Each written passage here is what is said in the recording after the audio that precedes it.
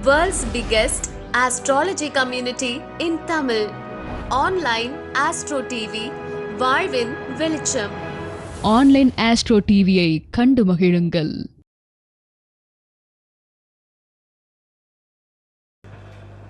அடுத்ததாக நாம் அவருடன் எதிர்பார்க்கும் சிறப்பு விருந்தினர்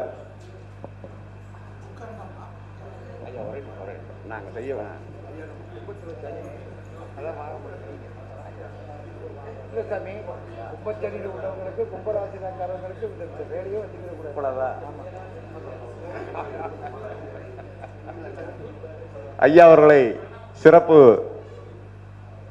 விருந்தினராக வந்திருக்கும் ஐயாவை பேச வருமாறு அன்புடன் அழைக்கிறோம். அவருக்கு மாலை மரியாதை செய்து வைத்திருந்தோம். சின்ன கருத்து சொல்லிருக்கிறார் ஐயா, அந்த கருத்தை சொல்லிடலாங்க ஐயா. கும்பத்தில் சனி உள்ளவர்களுக்கும் கும்ப ராசி நேயர்களுக்கும் இந்த மாலை மரியாதை போட வேண்டாம் என்று ஐயா சொல்லியுள்ளால் அதனுடைய சூட்சமத்தை அவரே சொல்லுவார். நன்றிங்க ஐயா, நமஸ்காரம். ஐயா எழுதி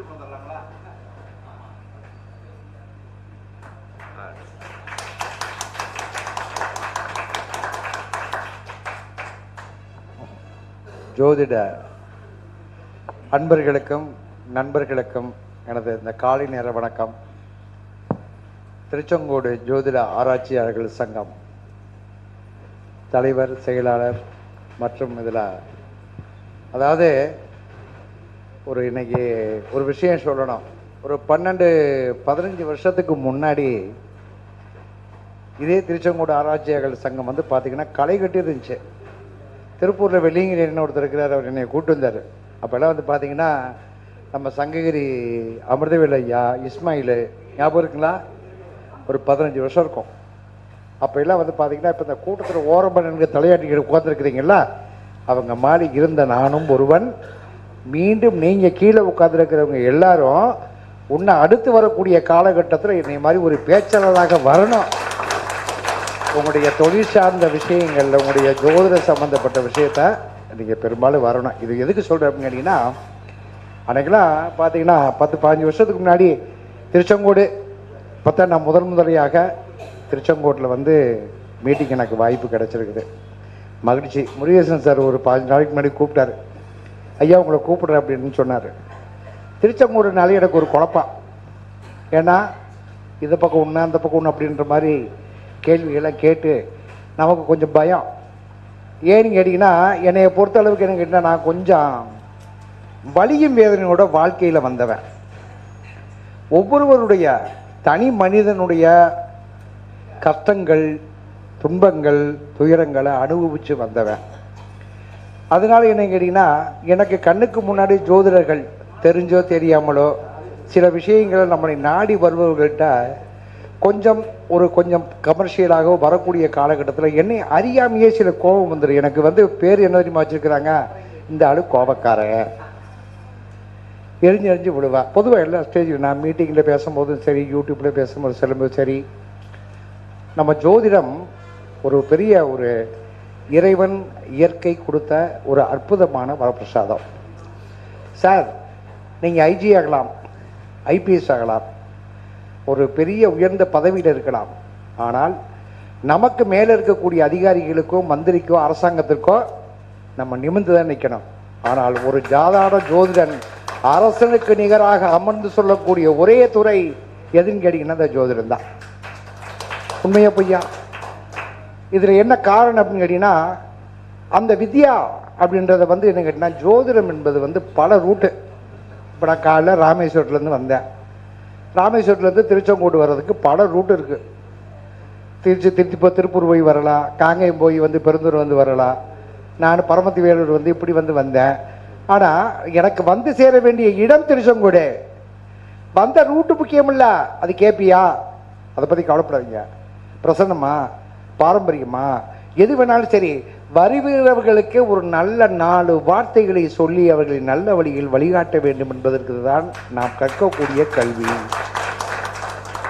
ஜோதிடத்தில் யாரும் முழுசாக படிச்சுட்டவன்னா இனிமேல் சரஸ்வதி வந்தால் தான் சொல்ல முடியும். யாரும் ஜோதிடத்தை முழுசாக படிக்க முடியாது. இதை விட என்னன்னு கேட்டிங்கன்னா, 1996 இன்று வரை இந்த ஜோதிடத்தில் பயணிச்சுட்டு இருக்கிறேன்.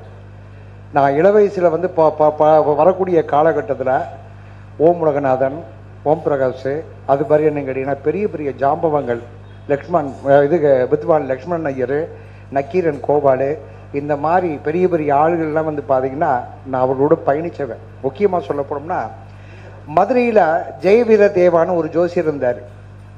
அவர் நம்ம தமிழ்நாட்டுக்கு கிடைச்ச பொக்கிஷம். அதை அவர் யாருக்குமே அவரை கண்டுக்கல. பாரம்பரியத்தினுடைய உண்மையான அடிப்படை கிரகத்தினுடைய விஷயத்தை சொன்னவர் யாருன்னு கேட்டீங்கன்னா ஜெயவீர தேவா தான். அதுக்கு அடுத்தபடியாக நமக்கு நம்முடைய அந்த ஜோதிடத்திற்கு இந்த நூற்றாண்டில் கிடைத்த பொக்கிஷம் யாருன்னு கேட்டீங்கன்னா பிஎஸ் ஐயர். அதற்கப்புறம் பல பேர் வந்திருக்கிறாங்க, பல நூல்கள் இருக்குது. ஆனால் என்னன்னு கேட்டிங்கன்னா அன்றைய காலகட்டத்திலேருந்து இன்றைய காலகட்டம் வரை கொங்கு மண்டலம் இதில் ஒரு தனிச்சிறப்பு உண்டு. ஜோதிடத்துக்குன்னு படிக்கிறாங்க, படிச்சுட்டு இருக்கிறாங்க, இனிமேல் படிப்பாங்க, வருவாங்க. ஆனால் என்ன ஒரு விஷயம், ஒரு ஆதங்கமான விஷயம் என்று சொன்னால், நம்ம முன்னோர்கள் நம்ம அப்பே தோன்றின கிணறு, உப்பு கிணறு அப்படின்றதுக்காக வேண்டி இன்னும் நிறைய பேர் இன்னும் அந்த தண்ணியவே குடிச்சுக்கிட்டு இருக்கிறோம். கொஞ்சம் வாங்க, முன்னாடி வாங்க, முன்னேற்றம் வாங்க. ஜோதிடத்தில் பல வழிகள், பல முறைகள் இருக்குது. நிறைய பேர் பார்த்தீங்கன்னா ஜோதிடத்தை பரிபூர்ணமாக முழுசாக படித்தவன் யாருமே கிடையாது. நான் இது வரைக்கும் சுமார் 1,00,000 ஜாதகமாவது பார்த்துருப்பேன். கிட்டத்தட்ட என்கிட்ட ஒரு உலகம் முழுக்க சுமார் எவ்வளோ பேர் படிச்சிருப்பாங்க? ஐயா பழனிவேல் ஐயா, இது வரைக்கும் எத்தனை பேர் படிச்சிருப்பாங்க நம்மகிட்ட? சுமார் ஒரு 2000 பேர்லேருந்து 5000 பேர் கூட உலக நாடுகள் கூட படிக்கிறாங்க. நான் இது வரைக்கும் வாட்ஸ்அப்லையோ மற்ற எதிரியோ நான் ஜாம்பவான் பாத்தியாரு அப்படின்னு நான் போட்டதே இல்லை. ஜோதிட ஆசிரியர்னு போடுறதுக்கே கிட்டத்தட்ட குறைஞ்சது 20 வருஷமாச்சு. ஏன்னு கேட்டீங்கன்னா அந்த ஆசிரியருக்கு உண்டான தகுதி எனக்கு வந்துச்சா வரலையான்றது எனக்கு தெரியாது. ஆனால் எனக்கு என்ன கேட்டீங்க, எஜுகேஷன் நாலேஜ் கிடையாது, அனுபவ நாலேஜ் ஜாஸ்தி. இப்போ நான் எதுக்கு சொல்ல வரேன் அப்படின்னு கேட்டீங்கன்னா, ஒரு 100 ஜாதகம் பார்த்தால் 85 ஜாதகம் தான் எனக்கு விடையே தெரியுது. 15 ஜாதகம் சத்தியமாக விடையே தெரியல. அந்த விடை தெரிவதற்கு வழி என்ன? இன்று நான் பார்த்தீங்கன்னா இன்னைக்கு ஒரு திதி யோக கரணங்களை வைத்து, இந்த திதி யோக கரணம்ன்றது பார்த்தீங்கன்னா இப்போ சமீபத்தில் ஒரு 10 ஆண்டுகளுக்குள்ளதான் மக்கள் மத்தியில் திதி யோக கரணம் என்ற ஒரு விஷயம் வந்திருக்குது. ஆனால் அதுக்கு முன்னாடி திதி யோக கரணம் இருந்துச்சான்னு கேட்டிங்கன்னா இருந்துச்சு. ஆனால் இதற்காக வேண்டி என்னுடைய இளமை கால வாழ்க்கையை 15 ஆண்டு காலகட்டங்கள் தொலைச்சிருக்கிறார். இப்போ நான் சொல்ல வேண்டிய விஷயம் கேட்டேன், என்னுடைய குரு பாண்டிச்சேரி கார்த்திகேயன் சார், அவருடைய வழிகாட்டுதல் என்னுடைய ஒரு உயர்ந்த நிலைமைக்கு வந்துருச்சு. தமிழ்நாட்டில் இருக்கக்கூடிய 1427 சிவதலங்களுக்கும் 747 விஷ்ணு தலங்களுக்கும் நான் போய் தரிசனம் பண்ணிட்டு வந்த ஒரு பெருமை எனக்கு உண்டு, இன்குடிங்க திருச்செங்கோடு. புரியுதுங்களா? இதை பெருமையாக சொல்றதில் ஒரு பெரிய விஷயமே இல்லை. அப்போ ஜோதிட சாஸ்திரத்தில் பார்த்தீங்கன்னா விதிமுறைகள் பார்க்கும்போது நம்ம எடுத்த மாத்திரத்தையும் ஒரு ராசி மண்டலத்தை எடுக்கிறோம், நட்சத்திரத்தை பார்க்குறோம், வம்சத்திரி திசையை பார்க்குறோம், அவன் லக்கணத்தை பார்க்குறோம்.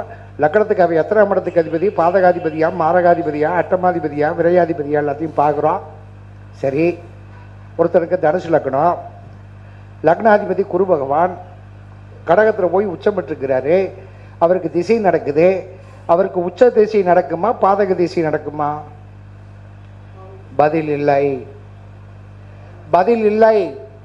சரி, உச்ச கிரகம் லக்கணத்திற்கு 8ஆம் இடத்துல குரு பகவான் உச்சபலன் பெற்றிருக்கிறார், 8ஆம் இடத்துல போய் உட்கார்ந்துருக்கிறாரு.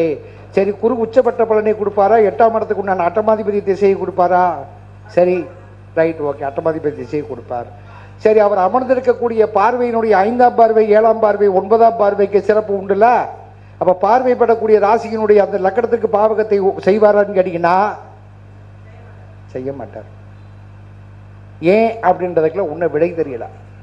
ஜோதிட சாஸ்திரத்தில் நீங்க பாத்தீங்கன்னா ஒவ்வொரு விஷயத்தையும், ஒருத்தருக்கு வரக்கூடிய கேள்வி, என்னுடைய குழந்தைக்கு எப்ப திருமணம் ஆகும், எனக்கு எப்ப தொழில் நடக்கும், என்னுடைய வாழ்க்கை சம்பந்தப்பட்ட விஷயத்திற்கு அத்தனை விஷயங்களையும் நமக்கு நம்முடைய ஜோதிடர்கள் சொல்லியிருக்கக்கூடிய விஷயங்கள், ஜோதிட சாஸ்திரம் சொல்லியிருக்கக்கூடிய விஷயங்கள் எதுன்னு கேட்டீங்கன்னா அஷ்டவர்க்க கணிதம் தெளிவாக சொல்லுது.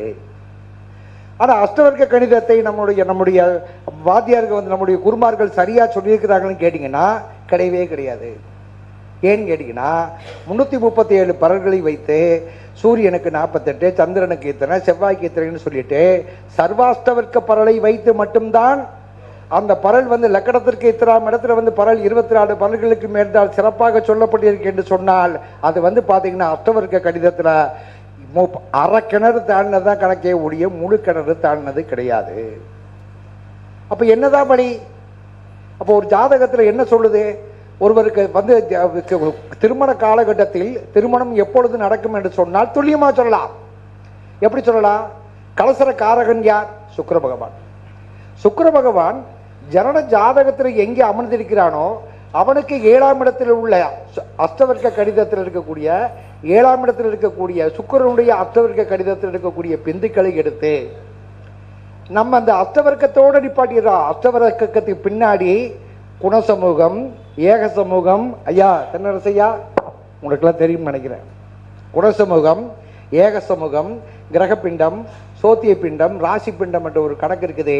இதுல சோத்திய பிண்டம் என்ற ஒரு கணிதம் ஒரு மனிதனுக்கு அவன் அப்ப பேர் என்ன, வரக்கூடிய மனைவியினுடைய பேர் என்ன, பிறக்கக்கூடிய குழந்தை எத்தனை குழந்தைங்க, குழந்தைங்களுடைய நட்சத்திரம் முத கொண்டு இந்த ஏக சமூகம், குணசமூகம், ராசி பிண்டம், கிரக பிண்டம் என்ற கணக்கில் சோத்திய பிண்டம் என்ற ஒரு கணக்கை போட்டு சோத்திய பிண்டத்தில் இருக்கக்கூடிய பிண்டத்தை எடுத்து ஒரு கணக்கு வரும். 250 300 இப்படின்னு கணக்கு வரும்.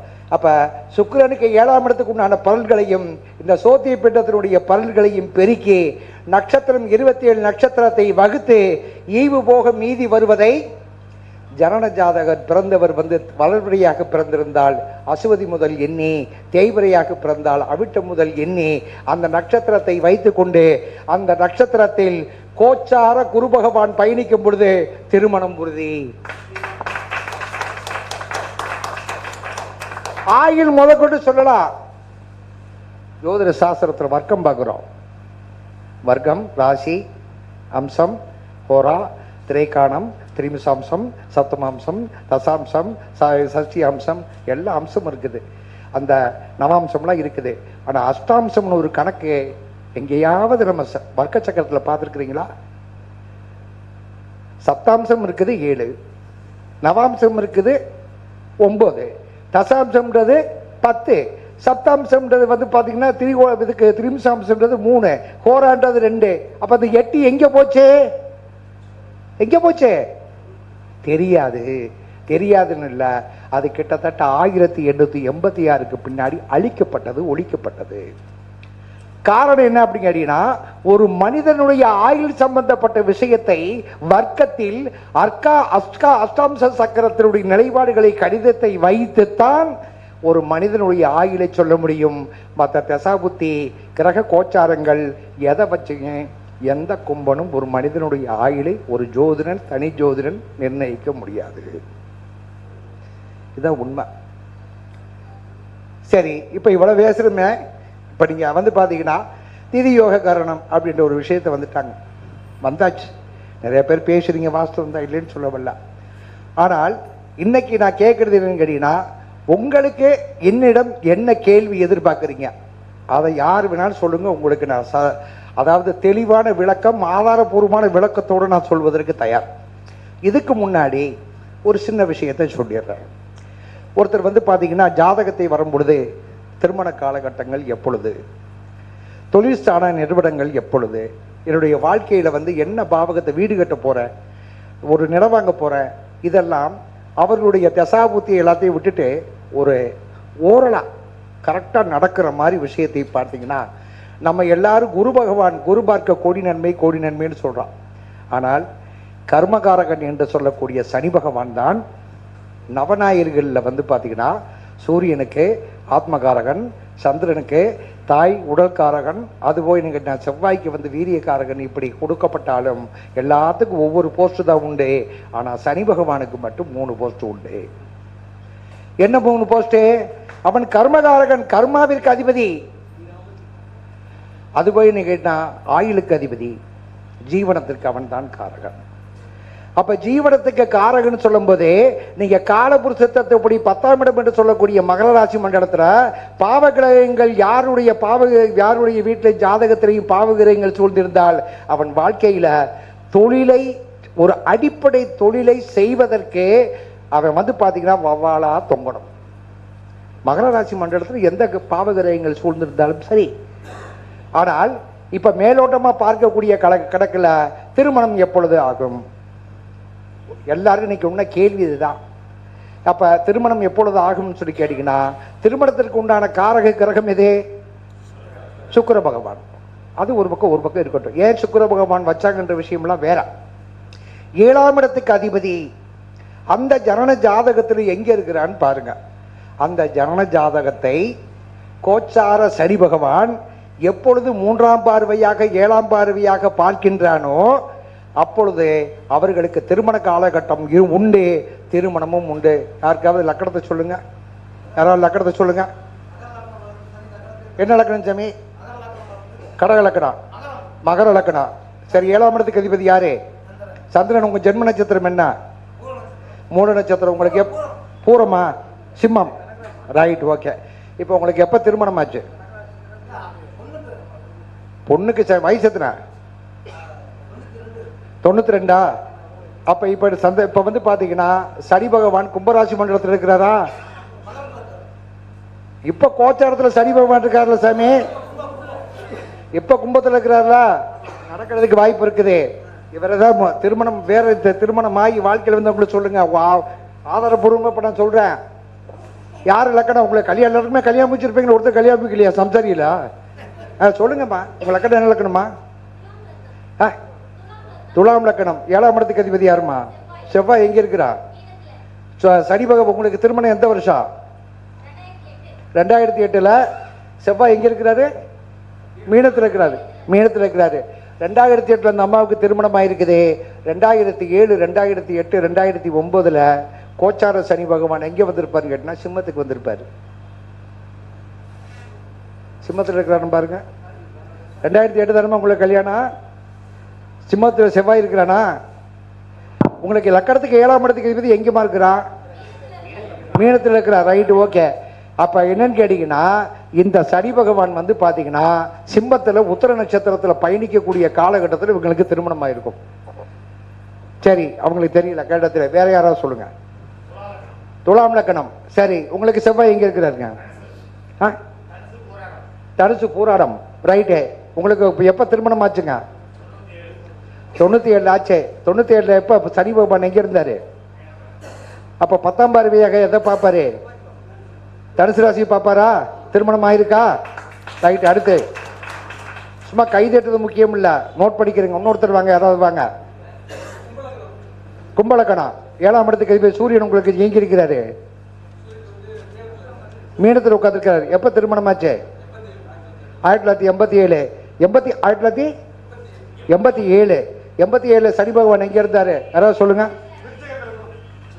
விருச்சிகத்தில் இருந்தாரு. உங்களுக்கு சூரிய பகவான் கும்பத்தில் இருக்கிற மீனத்தில் இருக்கிறாரா? மீனத்திலையா? அப்ப மீனத்தில் இருக்கிறதுக்கு வாய்ப்பு ரொம்ப குறைவா இருக்க.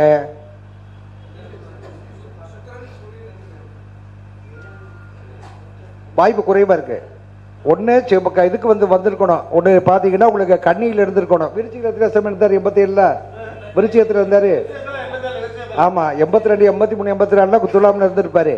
அப்ப உங்களுக்கு கண்ணியில வந்திருக்கணும். விதி மாறுதே. வேற யாராவது? சரி, தொழில் சம்பந்தப்பட்ட விஷயங்கள். உங்களுக்கு லக்கணத்துக்கு 4ஆம் இடத்துக்கு அதிபதி யாரும் பாருங்க. அவர் தப்பா சொல்றாரு. அவர் கணக்கு ஏதோ மிஸ்ஸிங் சொல்றாரு. தப்பு.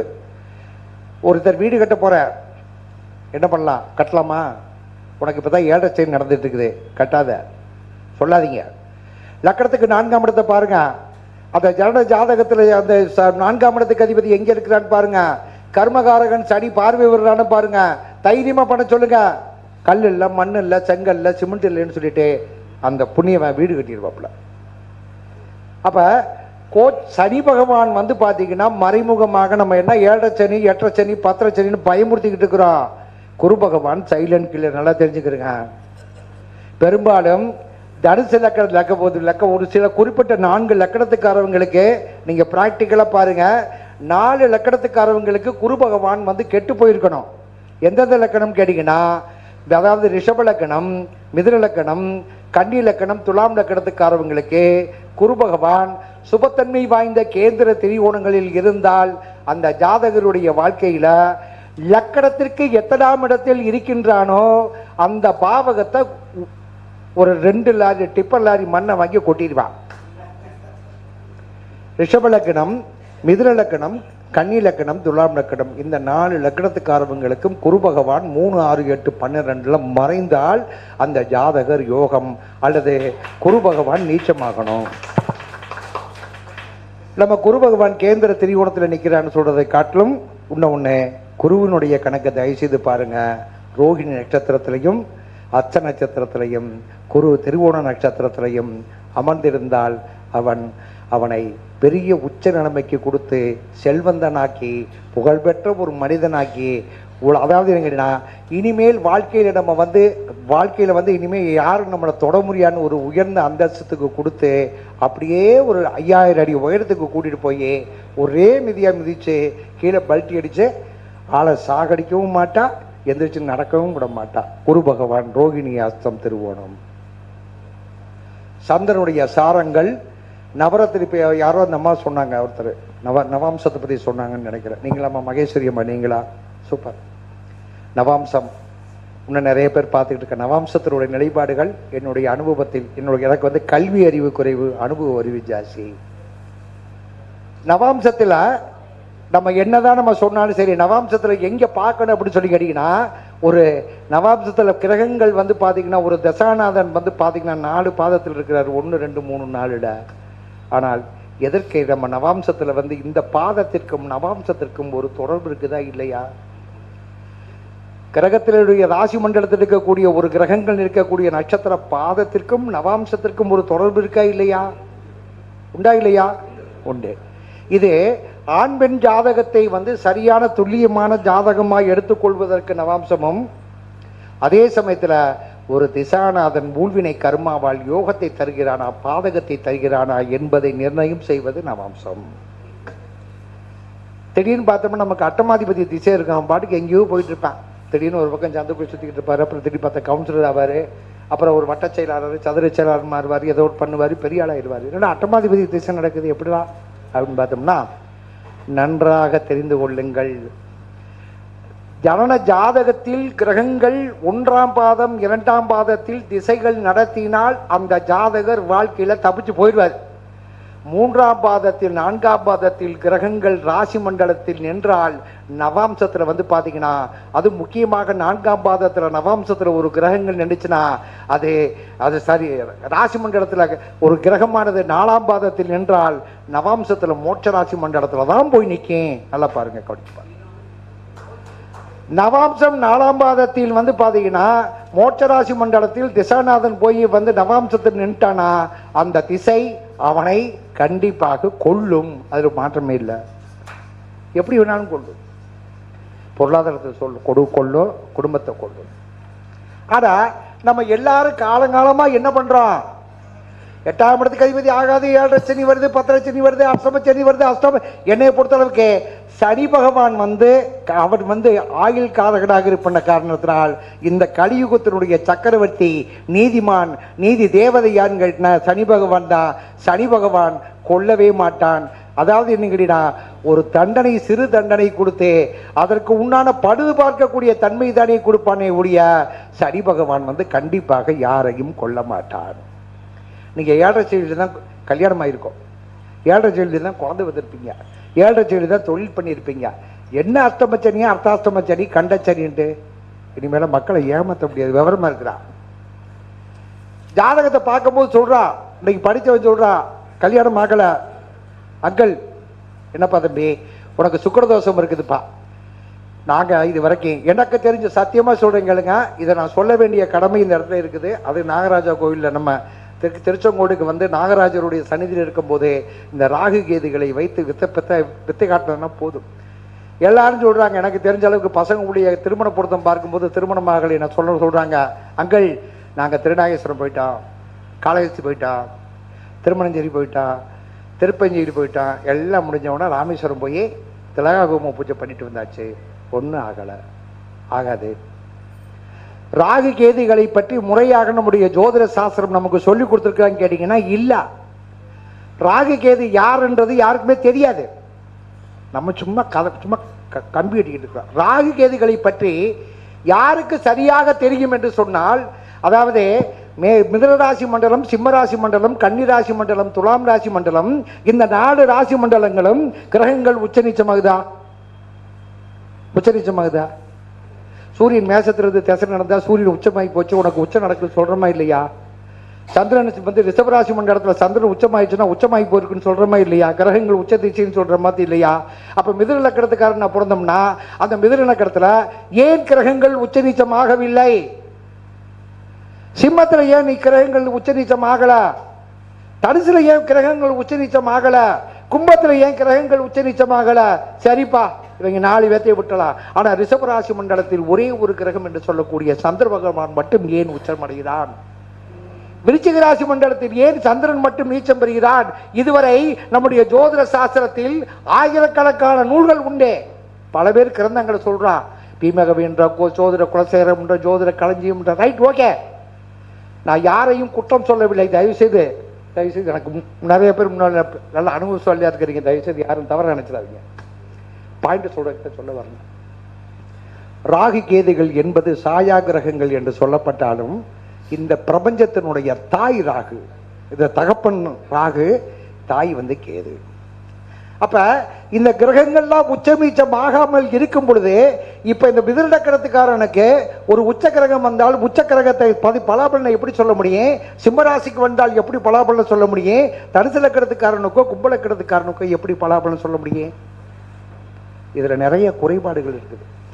அப்ப என்னன்னு கேட்டீங்கன்னா, நட்சத்திர வரிசையில் அசுவதி முதல் நட்சத்திரம் கேதுனுடைய நட்சத்திரமாகவும் 6வது நட்சத்திரம் திருவாதிரை ராகுனுடைய நட்சத்திரமாகவும் வருகிறது. நல்லா பாருங்க, நல்லா பாருங்க. நம்முடைய ஒரு பெண், ஒரு தாய் இந்த பிரபஞ்சத்தில் அடுத்த ஜெனரேஷனை உருவாக்குவதற்கு ஒரு கருவுற்று இருந்தால் நாம் எத்தனாவது மாசம் வளைகாப்பு பண்ண சொல்றா? ஏன் 7வது மாசம் சொல்றா? அந்த 7வது மாசம் நம்முடைய முன்னோர்கள் பாத்தீங்கன்னா ஒவ்வொருடைய கதிர் வீச்சுகளையும் கிரகங்களுடைய தன்மைகளையும் ஒரு கரு தன்னுடைய தாயினுடைய வயிற்றுக்குள் உருவாகும் பொழுது அந்த கருவினுடைய தோஷத்தை நிவர்த்தி பண்றதுக்கு ஒரு அற்புதமான விஷயத்தை நம் முன்னோர்கள் கொடுத்து போயிருக்கிறாங்க. இன்னைக்கு நம்ம 7வது மாசம் வளைகாப்புனா ஏதோ சாங்கியத்துக்கு 5வது மாசம் ஏதோ ஒன்று பண்ணிட்டு ஒரு சாங்கியத்துக்கு பண்ணிட்டு போறோம். முதல் மாசம் தாயினுடைய கருமுட்டையும் தகப்பனுடைய சினையும் ஒன்று சேர்ந்து கருமுட்டையாக மாறுவது 1, அசுவது 2, பரணி 3, கிருத்திகை 4. கிருத்திகை நட்சத்திரம் யாருடைய நட்சத்திரம்? சூரியனுடைய நட்சத்திரம். அவன் ஆத்மாவுக்கு அதிபதி. ஒரு குழந்தைக்கு 4வது மாசத்துலதான் ஹார்ட் பீட் பார்க்க ஆஸ்பத்திரியில் வர சொல்றா. காரணம் கேட்டீங்கன்னா 4வது மாசம் தான் சூரியனுடைய ஆதிக்கத்தன்மை அந்த குழந்தைக்கு போய் உருவாக. அதனாலதான் 4வது மாசம். சூரியன் யாரு? அவன் இந்த உலகத்தில் வாழக்கூடிய அனைத்து உயிர்களுக்கும் பாத்தீங்கன்னா ஆத்மாவை கொடுக்கக்கூடியவனாக இருக்கின்றான். அப்ப 4வது கிருத்திகை, 5வது ரோகிணி, 6வது எது? மிருகசீர்ஷம். அதாவது நான் சொல்றது கருமுட்டையிலிருந்து 6வது மிருகசீர்ஷம், 7வது திருவாதிரை. திருவாதிரை ராகு என்பது விஸ்வரூபம், தகப்பன் வழி சம்பந்தப்பட்ட பூழ்வினை கர்மாவினுடைய பாவ புண்ணியத்தை நிர்ணயம் செய்யக்கூடிய கிரகம் ராகுவா இல்லையா? தகப்பன் வழி சம்பந்தப்பட்ட ஊழ்வினை கர்மத்தை செய்யக்கூடியவன் ராகுவா இல்லையா? அப்ப இந்த 7வது 6வது நட்சத்திரம் என்று சொல்லக்கூடிய திருவாதிரையில் ஒரு பெண் கருவுற்று இருக்கக்கூடிய 7வது மாசத்தில் அந்த தாயும் தகப்பனும் இணைந்தால் தகப்பனில் இருக்கக்கூடிய குண்டலியில் பதிவு செய்யப்பட்ட பாவ புண்ணியங்கள் அந்த கருவில் இருக்கக்கூடிய குழந்தைக்கு வரும் என்ற ஒரு காரணத்தினால் ஒரு பெண்ணை கருவுற்று இருக்கக்கூடிய பெண்ணை வளைகாப்பு என்ற முறையில் தன்னுடைய பிரசவத்திற்காக வேண்டிய அந்த பெண்ணை தாய் அனுப்பி வைக்கிறார்கள். இப்ப நம்மால் என்ன பண்றா தெரியுமா?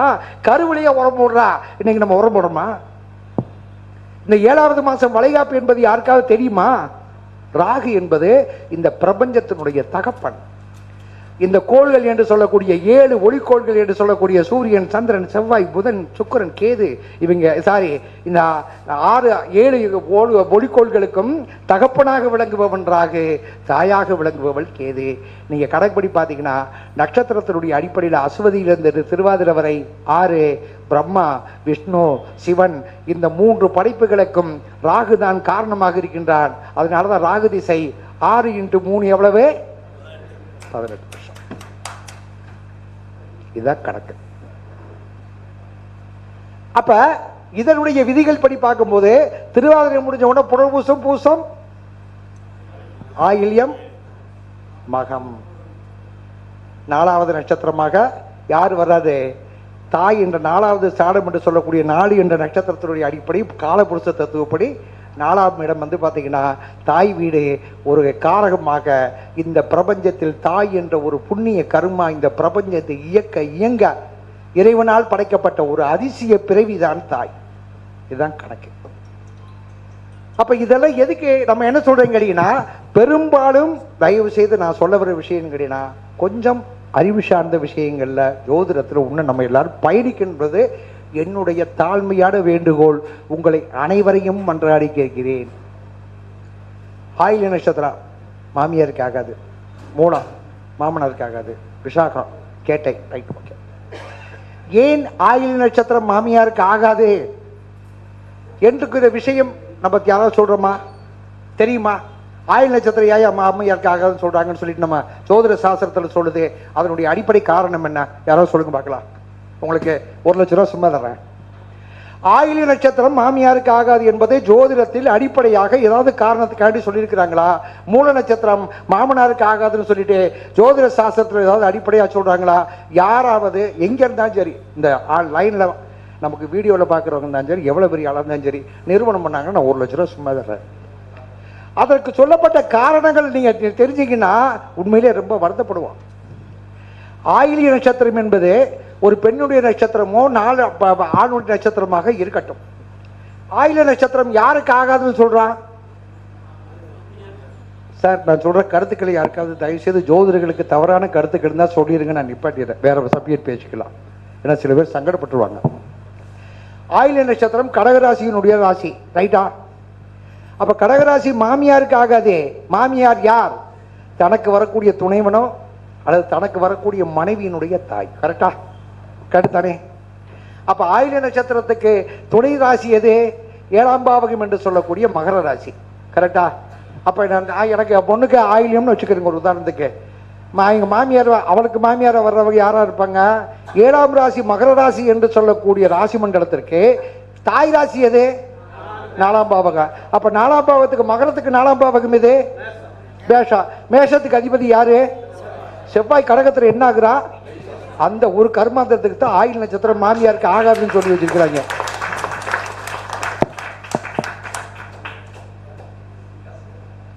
விசாகம் கேட்டை கூட பிறந்தவங்களுக்கு ஆகாது. என்ன ஆகாது? கூட பிறந்தவங்கன்னா யாரு? விசாகம் கேட்டை விருச்சிக ராசியை வைங்க. 7ஆம் இடத்துக்கு அதிபதி யாரு? சுக்கிரன். ரிஷபராசி. ரிஷபராசிக்கு கூட பிறந்த அண்ணன் தம்பி அக்கா தம்பி இதுக்கு கூட பிறந்தவங்க எத்தனை சொல்லலாம்? 3ஆம் பாவகம் சொல்லணுமா? 3ஆம் பாவகம் யாரு? கடகராசியா? கடகராசிக்கு அதிபதி யாரு? விருச்சிக ராசி. கடகராசி சந்திரன். விருச்சிகத்தில் என்ன ஆகுறான்? நீச்சமாகிறான். இதை வச்சுதான் உங்களுக்கு கூட பிறந்தவங்களுக்கு, பொண்டாட்டியோட கூட பிறந்தவங்களுக்கு 3ஆம் பாவத்துக்கு கேட்டை நட்சத்திரம் ஆகாது. இது என்ன கணக்கு? ரைட்டு. அடுத்து மூல நட்சத்திரத்துக்கு வாங்க. மூல நட்சத்திரத்துக்கு யாருக்கு ஆகாது? மாமனாருக்கு ஆகாது. ஓகே, ரைட், விடுங்க சாமி. மூல நட்சத்திரத்துக்கு அதிபதி யாரு? கேது பகவான். சரி, 7ஆம் இடத்துக்கு 9ஆம் இடம் எது? அதாவது மூல நட்சத்திரம் மாமனாருக்கு ஆகாதுன்னா மூல நட்சத்திரம் தனுசு ராசி மண்டலம். அவருக்கு 7ஆம் இடத்துக்கு அதிபதி பாத்தீங்கன்னா உங்களுக்கு மிதுனா. மிதுனத்துக்கு 9ஆம் இடம். அப்பங்காரனுக்கு எது? மாமனார் தான் அப்பன் தானே, 9ஆம் இடம் தானே. அப்போ 9ஆம் இடம் கும்பத்துக்கு அதிபதி யாரு? சனி பகவான். இந்த சனி பகவான எந்த நட்சத்திரத்துக்கு நீச்சமாகிறாரு தெரியுமா? எந்த நட்சத்திரம் நீச்சம் எங்க ஆகுறாரு? மேஷத்துல ஆகுறாரு. அசுவதி நட்சத்திரத்துல நீச்சமாகிறாரு. இந்த ஜாதகருக்கு நட்சத்திரம் என்ன நட்சத்திரம்? கேதுனுடைய நட்சத்திரம் என்று சொல்லக்கூடிய அசுவதி மகம் மூல நட்சத்திரம்.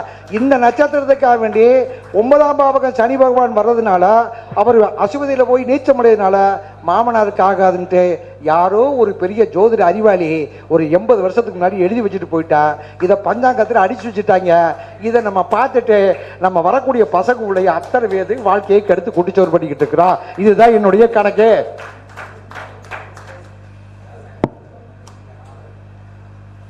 ரைட்டு. இடுகதிரும் செவ்வாயும் எங்கிருந்தாலும் இதவை உண்டா உண்டா சொல்றமா? செவ்வாயும் சூரியனா?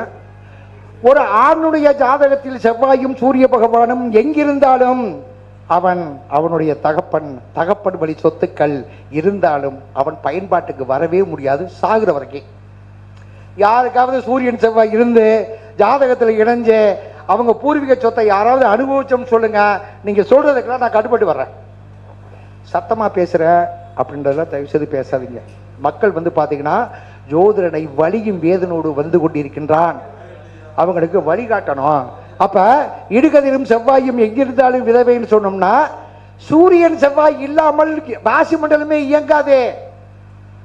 மீனராசி மண்டலத்தை தவிர சூரியன் செவ்வாயினுடைய 2 கிரகங்கள் இல்லாவிடில் மீனராசி மண்டலம் யாருடைய ராசி? அது ஒரு தாயினுடைய கற்ப ராசி, அது தாயினுடைய பணிக்குடம் ராசி, பெருமாள் மோட்சத்துக்கு அடையக்கூடிய ராசி.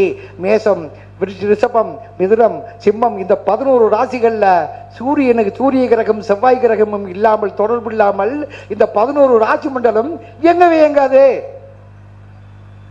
என்னையா புதுக்கதை உடனே நீங்க சொல்லலாம். சூரியனும் செவ்வாயும் 12 ராசி மண்டலத்தில் என்ன காரணத்துக்கு கண்டிப்பாக 11 ராசி மண்டலத்திலையும் சூரியனுக்கும் செவ்வாய்க்கும் தொடர்பு இல்லாமல் 11 ராசி மண்டலம் இயங்காது. 9 நவக்கோள்களும் இயங்க மாட்டாங்க இந்த மீனராசி மண்டலத்தை தவிர. சரி, வர விஷயத்துக்கு வர்ற. மேசராசி மண்டலத்துக்கு அதிபதி யார்?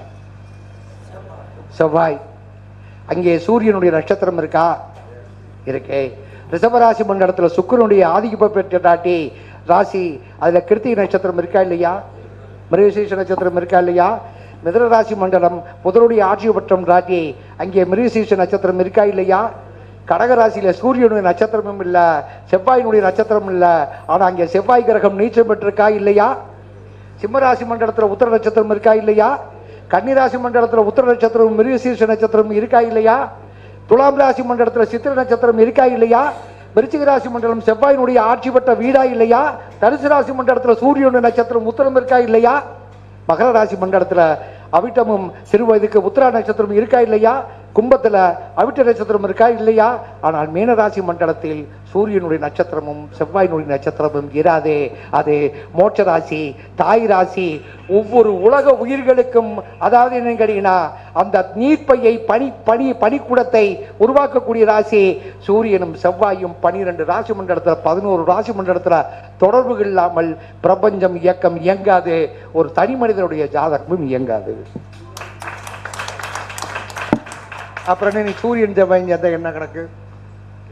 சூரியனும் செவ்வாயும் சேர்ந்தால் இடுகதிரும் எவ்வாயும் கண்டிப்பாக உண்டு. நம்முடைய முன்னோர்கள் சொல்லாம எல்லாம் கிடையாது, கண்டிப்பா சொல்லி இருக்கிறாங்க. விஷயம் இல்லாமல் சொல்லல, நிச்சயமா சொல்லல. ஐயா சொன்னாரு கர்ம நட்சத்திரத்தை பத்தி, விஷால்ன்றவர் பண்றாருன்னு சொல்லிட்டு. கர்ம நட்சத்திரம் உன்ன அதை பத்தி யாருமே ஆய்வு பண்ணல. ஒரு கிரகநாதன், ஒரு திசாநாதன் ஒரு கர்ம நட்சத்திரத்தில் என்றால் அந்த கர்ம நட்சத்திரத்தின் வாயிலாக என்ன விஷயத்தை செய்வான், அவன் என்ன திதியில் பிறப்பான். நீங்க ஒண்ணுமில்ல, திரியோதேசி திதி, துவாதேசி திதி, சதுர்த்தேசி திதி, பிரதமை திதி, துதியை திதி, திருதியை திதி, இந்த யாராவது திதியில பிறந்தவங்களுக்கு அவங்க ஜாதகத்தை எடுத்துட்டு வாங்க. மோட்ச ராசி மண்டலம் என்று சொல்லக்கூடிய கடக ராசியிலேயோ விருச்சிக ராசியிலேயோ மீன ராசியிலேயோ கிரகங்கள் இல்லாமல் இருந்து அவர்கள் பிறந்தாங்கன்னா உங்களுக்கு நான் 5 வருஷத்துக்கு கொத்தடிமை. இது சவாலுக்காக சொல்லவல்ல. திரியோதேசி திதி, அதாவது எனக்கு துவாதேசி திதி, திரியோதேசி திதி, சதுர்த்தசி திதி, பிரதமை திதி, துதியை திதி, திருதியை திதி, இந்த 6 திதிகளில் பிறந்தவர்கள் மோட்சராசி மண்டலம் என்று சொல்லக்கூடிய கடகராசி விருச்சிக ராசி மீன ராசியில கிரகங்கள் இல்லாமல் பிறந்திருக்கவே முடியாது.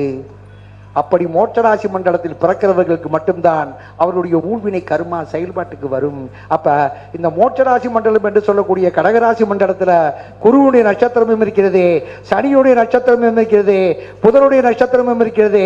ஆனால் குருவுடைய நட்சத்திரத்துல கடகராசி மண்டலத்திலையும் விருச்சிக ராசி மண்டலத்திலையும் மீனராசி மண்டலத்திலையும் 199.9% கிரகங்கள் நிற்காமல் தான் ஒரு ஜனனம் உருவாகும். இதுதான் இயற்கையினுடைய படைப்பு. அப்ப இடுகதிரும் செவ்வாயும் எங்கிருந்து இருந்தாலும் விதவை, சூரியன் செவ்வாய் சேர்ந்து இருந்தாலும் விதவி ஆயிடுவா. Right, okay. இது வரைக்கும் இல்லையா? எல்லாரும் சூரியன் செவ்வாய் இருந்தவங்களா இருக்கிறாங்கல்ல. ஆனால் ஜோதிட சாஸ்திரம் அவங்களுக்கு சொல்லப்பட்ட விஷயங்கள் ஒன்றுதான். சூரியன், அதாவது உச்சம் பெற்ற கிரகம், உச்சம் பெற்ற கிரகத்தை பார்த்தால் பிச்சை எடுக்கும் நம்மளுக்கு சொல்லியிருப்பாங்க. சொல்லியிருக்கிறாங்களா? கேள்விப்பட்டிருக்கோமா? உச்ச கிரகம் உச்சனை பார்க்க பிச்சை எடுப்பார்.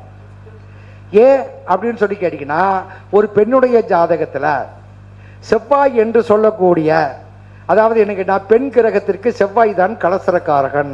தெரியுமா உங்களுக்கு? அது போக என்ன கேட்டீங்கன்னா செவ்வாய் கலசரக்காரகன். அந்த செவ்வாய் காலபுருஷத்திற்கு 10ஆம் இடம் என்று சொல்லக்கூடிய மகர ராசி மண்டலத்தில் ஒரு பெண்ணுடைய ஜாதகத்திற்கு இருந்து, அப்ப காலபுருஷத்துக்கு 10ஆம் இடத்துல வந்து செவ்வாய் உட்கார்ந்து அது என்ன ஆகுறான்? உச்சமாகிறான். அதுவும் போக என்னன்னு கேட்டீங்கன்னா, ஒரு விஷயத்தை நான் ஏற்கனவே நிறைய முறை நீங்க பார்த்திருப்பீங்க, வீடியோலாம் பார்த்திருப்பீங்க. ஒரு பாவாதிபதி தன்னுடைய பாவகத்திற்கு 10ஆம் இடத்தில் இருந்து விட்டாலே அந்த ஜாதகருடைய வாழ்க்கையில கர்மம் நிச்சயமா உண்டு. தன்னுடைய ஒரு பாவாதிபதி தன்னுடைய பாவகத்திற்கு 10ஆம் இடத்தில் இருந்தால் அந்த திசை முடியும் போது கணக்கு முடிஞ்சதே.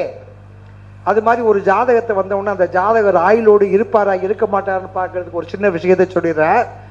ஒரு திசாநாதன் முடிவு வரும் பொழுதே, ஒரு திசாநாதன் உதயமாகும் பொழுதே, அடுத்த திசை உதயமாகும் பொழுதே கோச்சார சனி, சனி பகவான் அந்த திசாநாதனை முடியக்கூடிய திசாநாதனை பார்வை பெற்றாலோ அல்லது உதயமாக கூடிய திசாநாதனை கோச்சார சனி பார்வை பெற்றால்தான் அடுத்து வரக்கூடிய திசா முழுக்க அந்த ஜாதகர் ஆயுளோடு இருப்பாள். இதுதான் ஜோதிட சாஸ்திரத்தில் நுட்பமான விஷயம். முதல்ல இருக்கானா இல்லையா நம்ம பார்க்கணுமா வேண்டாமா? நம்ம சொல்லுவான், லக்கணத்துக்கு 7ஆம் இடத்துல வந்து சுக்கிர பகவான் உச்சமாயிட்டாரு, உங்களுக்கு சுக்கிர திசை நடந்துட்டு இருக்குது, வந்து மனைவி வகையில உங்களுக்கு பிரமாண்டமான ஒரு வாய்ப்பு வரும், மனைவி அழகாளவள், ஆபரணத்தோடு வருவா, சொத்து சொத்தோடு வருவான்ட்டு. ஆனா அவன் கல்யாணமே ஆகாம இருப்பான். நம்ம சொல்லுவோம் லக்கணத்துக்கு 7ல சுக்கிரன் போய் உட்கார்ந்துருக்கு, உச்சமாயிருச்சு. ஏன்னா உச்சமாயி போச்சுல. பொதுவாக கன்னி லக்கணத்துக்காரவங்களுக்கு ஒவ்வொரு குறிப்பிட்ட லக்கணத்திற்கு ஒரு குறிப்பிட்ட கிரகத்தை பார்க்க வேண்டும். கன்னி லக்கணத்துக்காரவங்களுக்கு நிச்சயமாக கேட்டீங்கன்னா சுக்கிர பகவான் உச்சம் பெறவே கூடாது. அதுபோக கன்னி லக்கணத்துக்காரவங்களுக்கு ஏன் உச்சம் பெறக்கூடாதுன்னு கேட்டா, கன்னி லக்கணத்திற்கு தன்னுடைய அடுத்த பாவகம் என்று சொல்லக்கூடிய துலாம் ராசி மண்டலம் தன்னுடைய ஆட்சி பற்றப்பட்ட ராசி சுக்கிரனுக்கு 8ஆம் பாவகம். நல்லா தெரிஞ்சுக்கிறீங்க. சுக்கிரன் லக்கணத்துக்கு 7ல உச்சா, ஓகே. இவன் கன்னி லக்கணத்துல போனதுக்க மீனத்துல சுக்கிரன் போனாலே உச்சம்தான், அது ஒன்றும் மாற்றம் இல்ல. ஆனால் உச்சம் பெற்ற இடத்திலிருந்து லக்கணத்திற்கு அடுத்த இடம் என்று சொல்லக்கூடிய குடும்பாதிபதி அவனுடைய வாழ்க்கையில் இருக்கக்கூடிய தனம் சம்பந்தப்பட்ட விஷயத்துக்கு உண்டான 2ஆம் பாவகத்துக்கு உண்டான கணக்குப்படி பார்க்கும்போதே, இது பாவத் பாவா கணக்கில் பார்க்கும்போதே சுக்கிரனுக்கு உச்சம் பெற்ற சுக்கிரனுக்கு கன்னி ராசி மண்டலத்திற்கு துலாம் ராசி மண்டலம் 8வது ராசியாக வரும். அவனுக்கு அடிபட்டு தான் போய் வரணும். அப்ப இந்த செவ்வாய் வந்து பாத்தீங்கன்னா விதவை என்று சொல்லக்கூடிய விஷயத்தை உச்சம் பெற்ற செவ்வாய் மகர ராசி மண்டலத்திலையும் சூரிய பகவான் சிம்ம ராசி மண்டலத்திலையும் சூரிய பகவான் மேஷராசி மண்டலத்தில் இருந்தால் சூரியன் என்ற நிலைமையில் இருப்பார். சூரியன் மேஷத்துல இருந்தா என்ன உச்சமா? செவ்வாய் மகரத்துல இருந்தா உச்சமா? அப்ப செவ்வாய் வந்து தன்னுடைய முதல் 4ஆம் பார்வையாக உக்கிர பார்வை, குரூர பார்வை, சனி பகவானுக்கு முதல் 3ஆம் பார்வையும் செவ்வாய்க்கு முதல் 4ஆம் பார்வையும் இந்த உச்சம் பெற்ற செவ்வாய் உச்சம் பெற்ற சூரியனை பார்த்தால் மட்டும்தான் அந்த ஜாதுக்கு விதவா தோஷம் தவிர மற்ற சூரியன் செவ்வாய் இணைவு விதவா தோஷம் இல்லை இல்லை இல்லை. நீங்க எத்தனை ஜாதகத்தை விட கொண்டு வாங்க, என்கிட்ட ஆயிரக்கணக்கான ஜாதகங்கள் இருக்குது. சரி, இதே இதில் வந்து பார்த்தீங்கன்னா உச்சம்பெற்ற கிரகம் உச்சப்பட்ட கிரகத்தை பார்ப்பதும், அதே மாதிரி செவ்வாய் கடகத்தில் வந்து நீச்சமாகிறாரு, அதே மாதிரி துலாம் ராசி மண்டலத்தில் சூரிய பகவான் நீச்சம் பெற்று இருந்து ஒரு பெண்ணுக்கு வரலாம்ல. கடகத்தில் செவ்வாய் இருந்து அதே அந்த பொண்ணு துலாம் ராசி மண்டலத்தில் வந்து பார்த்தீங்கன்னா ஐப்பசி மாசத்துல பிறக்கும் போது சூரிய பகவான் நீச்சமாயிருவார்ல. அப்ப நீச்சம் பெற்ற சூரியன் நீச்சம் பெற்ற செவ்வாய் நீச்சம் பெற்ற சூரியனை 4ஆம் பார்வையாக பார்த்தாலும் அது விதவா தோஷத்துக்கு சமம். என்ன அப்படி சொல்லி கேட்டீங்கன்னா, தன்னுடைய கணவனை பிரிந்திருப்பாள் அல்லது கற்பப்பை கடைசி காலகட்டத்தில் வாழக்கூடிய காலகட்டத்தில் மர்மஸ்தான சம்பந்தப்பட்ட விஷயத்திற்குண்டான பாதிப்புகள் ஏற்படும். கணவனுக்கோ அல்லது மனைவிக்கோ, முக்கியமாக ஒரு பெண்ணுக்கே செவ்வாய் நீச்சம் பெற்ற செவ்வாய் நீச்சம் பெற்ற சூரியனை ஒரு பெண்ணுடைய ஜாதகத்தில் பார்க்கும் பொழுது என்னுடைய அனுபவத்தின் 190% கர்ப்பப்பை பூரா எடுத்துட்டாங்க. யூட்டஸ் ப்ராப்ளம், சிறுநீர் கட்டி. அப்ப என்ன அப்படின்னு கேட்டீங்கன்னா, வாழ்ந்தாலும் தனியாக இருந்தாலும் வாழாமல் போனாலும் வாழ்வதற்கு உண்டான சூழ்நிலைகள் உடல் ரீதியாக ஏற்படாமல் இருந்தாலும் அது விதவா தோஷம் என்பதை நம்முடைய ஜோதிட சாஸ்திரத்தில் சொல்லி இருக்கிறார்கள். இது போக நீங்க யோகங்கள் ரொம்ப நேரம் பேசிட்டு இருக்கேன்னா இல்லை அதாவது என்ன கேட்டீங்கன்னா, நம்ம ஒரு குறிப்பிட்ட மனசில் இருப்பாங்க, நம்ம என்னமோ புதுமையாக வந்த மாதிரி அவங்க மனசுக்குள்ள நினைச்சுக்கிட கூடாதுல்ல. ஜோதிடர்களுக்குள்ள ஒரு கருத்து வேறு ஆகிடக்கூடாதுல்ல. யோகங்கள், அடபா யோகம், சுனபா யோகம், கெசகேசரி யோகம், குருச்சந்திர யோகம், குருமங்கல யோகம், ஹேமத்துருவ யோகம், மகாலட்சுமி யோகம், சசி யோகம், சச யோகம், அதுபோல் எனக்கு அகண்ட சாம்ராஜ்ய யோகம், எத்தனையோ யோகங்கள் நம்ம சொல்கிறோமா? ஆனால் இந்த யோகங்கள்லாம் கிரகங்களால் ஏற்படக்கூடிய யோகம்னு கொடுத்துருக்குறாங்களே ஒழிய யாருக்காவது கசகேசரி யோகம்ன்றது என்ன? சந்திரனுக்கு குரு 10ஆம் இடத்துலையும் குருவுக்கு 10ஆம் இடத்துல சந்திரன் இருந்தால் கசகேசரி யோகம். கசம்னா என்ன? யானை. யானை மேலே பவனி வரக்கூடிய ஒன்று தளபதியாக இருக்கணும், இல்லாட்டினா பார்த்தீங்கன்னா ஜமீன்தாராக இருக்கணும், இல்லாட்டா நாட்டை ஆளக்கூடிய குட்டி அரசனாக இருக்கணும். அரசனாக இருக்கணும், அவன் தான் அரண்மனை இது போல போக முடியும். நம்ம போக முடியுமாப்பா? முடியாது. ஆனால் யோகங்களில் மிக முக்கியமான யோகங்கள் என்று சொன்னால் 27 வகையான நாம யோகங்கள்ல விஷ்கம்பம், பிரீத்தி, ஆயுஷ்மான், சௌபாக்கியம், சோகனம், அது மாதிரி எனக்கு என்ன அதிகண்டம், சுகர்மம், திருதி, சூலம் என்று 27 வகையான நட்சத்திரங்கள் இருந்தாலும் இதில் சூரியனுடைய அம்சத்தில் யோகங்களாக பிறக்கக்கூடிய யோகங்கள் என்று சொல்லக்கூடிய, அதாவது எனக்கு நான் சௌபாக்கிய நாம யோகமோ, சாத்திய நாம யோகமோ, சுபநாம யோகமோ, ஹர்த்தநாம யோகமோ, இப்படி பல வகையான நாம யோகங்கள் ஒரு சிறப்பான யோக பலனை இயற்கையாகவே ஜாதகருக்கு ஊழ்வினை கர்மாவால் செய்கிறது. இப்ப திதிகளை பத்தி பேசும்போது திதிகளை பத்தி சொல்றான் ஒருத்தர். நான் சமீபத்தில் ஒரு மாசத்துக்கு முன்னாடி ஒரு முக்கியமான இடத்துல போய் பேசினேன், திதிகளை பத்தி பேசினேன். அதுக்கு ஒரு மிகப்பெரிய ஜோதிடர் அந்த திதியை பற்றி சொல்லி பயமுறுத்திக்கிட்டு இருக்கிறாரு. இதுக்கு ஒரு மேடை போட்டு அதுக்கு ஒரு மேடை போட்டு ஆள் போட்டு கொடுக்குறான்னு சொல்லிட்டு தமிழகத்திலே ஒரு மிகப்பெரிய ஜோசியர் அவர் ஈரோட்டில் மீட்டிங் போட்டு சொன்னார். தயவு செய்து என்ன கேட்டீங்கன்னா, யாருடைய குறைகளையும் தயவு செய்து குறை சொல்லாதீர்கள். இப்போ நான் சொன்னது ஜோதிடர் குறையல்ல, ஜோதிட கிரகங்களால் செய்யக்கூடிய குறைகள், நம்மளை நாடி வரக்கூடிய மக்களுக்கு சொல்லக்கூடிய குறைகள் தான் சொல்றேனே ஒழிய, அதாவது எனக்கு நான் வெத்தலை பிரசவம் பாரு, கிளிச்சோசியம் பார்க்கலாம், எலிச்சோசியம் பார்க்கலாம், எந்த ஜோசியம் வேணா பார்க்கலாம், ஆனா நம்மளை நாடி வருபவர்களுக்கு நல்ல வார்த்தை 4 வார்த்தை சொல்லணும். அப்ப என்ன கேட்டீங்கன்னா, யாருடைய இதுகளையும் குறை சொல்லாதீங்க. இவர் கேபியில படிச்சிருக்கிறாரு, இவர் பாத்தீங்கன்னா இதுக்கு சார ஜோதிடத்தில் படிச்சிருக்கிறாரு. 7 நமக்கு சொல்லிக் கொடுத்த குருநார்கள் கண்டிப்பாக ஏதோ ஒரு வகையில் நமக்கு ஒரு நல்ல விஷயத்தை சொல்லிக் கொடுத்திருப்பார்கள். நமக்கு கொஞ்சம் கொஞ்சமா தான் நம்ம முன்னேறணும். அந்த மாதிரி சொன்னாங்க. 1ஆம் கிளாஸ் படிக்கிற வாத்தியார் விட்டுட்டு காலேஜ் படிக்கிற வாத்தியார் தான் பெருமையா பேசிவிட்டு, எல்லா குருமார்களும் நிச்சயமாக தன்னிட படிக்க வரக்கூடிய மாணவர்களிடையோ நம்மளை வரக்கூடியவர்கள்ட்ட நம்முடைய கிளைண்டுகள்கிட்டையோ யாரையும் தவறா சொல்லக்கூடாது எண்ணம் இருக்காதே. ஆனால் தெரிந்தா தானே சொல்ல முடியும். என்னுடைய பயணம் எல்லாம் பாத்தீங்கன்னா திதி சம்பந்தப்பட்ட விஷயத்தில் கர்நாடகத்திலையும் யோக நாம யோகங்கள் சம்பந்தப்பட்ட விஷயத்துல கேரளாவில் காடிப்பையூர் என்ற ஊர்ல சங்கரநாராயண சாஸ்திரிகள் என்று சொல்லக்கூடிய ஒரு மிகப்பெரிய லைப்ரரியில 2 மாசங்கள் சோறும் இல்லாம தண்ணியும் இல்லாம படுத்து மொழி தெரியாம பண்ணியிருந்தேன். கரணங்களை பற்றி பாத்தீங்கன்னா கேரளாவில் இதுக்கு காசியில பனாரஸ் யூனிவர்சிட்டியில கரண குதூகூலம் என்று சொல்லக்கூடிய ஒரு நூலை எடுத்து அதை எடுத்து மொழியாக்கம் பண்றதுக்குள்ள 2008 2012 இதற்காக வேண்டி அந்த நூலை தொகுத்துப்பதற்கு எனக்கு வழிகாட்டினவர் யாருன்னு கேட்டீங்கன்னா, முதல்ல தஞ்சாவூர்ல பவளம்னு ஒருத்தர் இருக்கிறாரு அவரு, அதுக்கப்புறம் திருவாரூரை ஆதீனம் சின்னவரு, அதுக்கப்புறம் நம்பர் 28 பாம்பு பஞ்சாங்க கணேசமூர்த்தி, அதுக்கப்புறம் ஆற்காடு ஜோதிட வித்தகர் மகாலிங்க சாஸ்திரி, அது மாதிரி என்கிட்ட டி நகர்ல ராமநாத சாஸ்திரிகள், இப்படி ஒரு 10 பேர் சேர்ந்தா கரணத்தை பத்தி சொல்லியிருக்கிறார்கள். இன்னைக்கு கரணத்தை பத்தி தெரியாதனமா சொல்லிட்டு பவகரணத்துக்கு செவ்வாய் அப்படின்னு சொல்லிட்டு பவகரணத்துக்கு என்ன கொடுத்துருக்கு? சிங்கம்னு கொடுத்துருக்குது, பாலவத்துக்கு புலின்னு கொடுத்துருக்குது. ஆனா இதை வச்சு என்கிட்ட அந்த மிருகங்களை வைத்து நம்ம ஆளுங்க என்ன கேட்டா அவங்களுக்கு தகுந்த மாதிரி பண்றாங்க. இது ஜோதிட சாஸ்திரத்தில் ஒரு தவிர்க்கப்பட வேண்டிய ஒன்று வருத்தத்தில் என்னுடைய வருத்தத்தை பதிவு பண்ணிக்கிறார். யாரையும் குறை சொல்லவில்லை. பொதுவாக நம்ம ஜோதிட சாஸ்திரம் என்ன சொல்லுன்னு கேட்டீங்கன்னா, சிலேடையாகவும் கிரந்தங்களாகவும் நம்முடைய வார்த்தைகளை மாற்றி சொல்லுவோம். நம்ம என்ன கேட்டீங்கன்னா அம்புலின்னு சொல்லுவான். நம்ம ஆளு எந்த கிரகம் தெரியுமா? அம்புலின்ற கிரகம் யாரு? அம்புலின்றது யார் தெரியுமா? மால் நாய் யார் தெரியுமா? கோல் நாய் யார் தெரியுமா? இப்படியெல்லாம் மாறி சொல்லுவாங்க. இப்போ ஒன்றும் இல்லை, திருநெல்வேலியில் பார்த்தீங்கன்னா இந்த கடைசி குழந்தைய வலிச்சு விட்ட தோசைன்னு சொல்லுவாங்க. நம்ம ஏரியாவில் ஒருத்தர் ஒன்றும் வேலைக்கு ஆகாதவன் என்ன சொல்லுவாங்க தெரியுமா? சரியான ஆகாவலிடா அப்படின்னு. தஞ்சாவூர் பகுதியில் என்ன சொல்லுவேன்? டேய் கம்நாட்டி பயில அப்படின்னுவான். சென்னை பகுதியில் என்ன சொல்லுவேன்? பேஜாரான ஆள் இருப்பேன். ஆனால் விஷயம் ஒன்று, அது மாதிரி ஒரு அடைமொழியாக கரணங்களுக்கு சொல்லப்பட்ட விஷயங்கள் தான் பவத்துக்கு சிங்கமும், பாலவத்துக்கு புலியே, கௌளவத்துக்கு பார்த்தீங்கன்னா உங்களுக்கு இது பன்றியே, இப்படி தைதுலத்துக்கு கழுதை என்று சொல்லியிருக்கிறார்கள் என்று சொன்னால் அந்த கரணங்கள் பார்த்தீங்கன்னா ஒரு சிம்பாலிக்காக ஒரு ஜோதிடர்கள் தெரிந்து கொள்வதற்காக வேண்டி அந்த கரணத்தினுடைய அதிபதி தேவதைகள் என்று சொல்லக்கூடிய தேவதையினுடைய வாகனத்தை ஒரு மறைமுகமாக ஒரு சிலேடையாக கொடுத்திருக்கிறார்களே ஒழிய பவகரணத்துக்கு சிங்கத்தை போய் வழிபாடு பண்ணி அதுக்கு சாப்பாடு கொடுத்தாவெல்லாம் ஒன்றும் ஆகாது.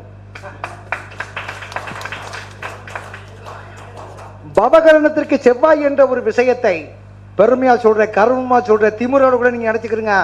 தமிழகத்தில் உலகத்திலேயே பவகரணத்துக்கு செவ்வாய் என்ற கிரகத்திற்கு சரியான விளக்கம் தமிழ்நாட்டில் என்னைய குருநாதரை தவிர வேறு யாருக்கு தெரியாது. யாராவது சொல்ல சொல்லுங்க பார்க்கலாம்.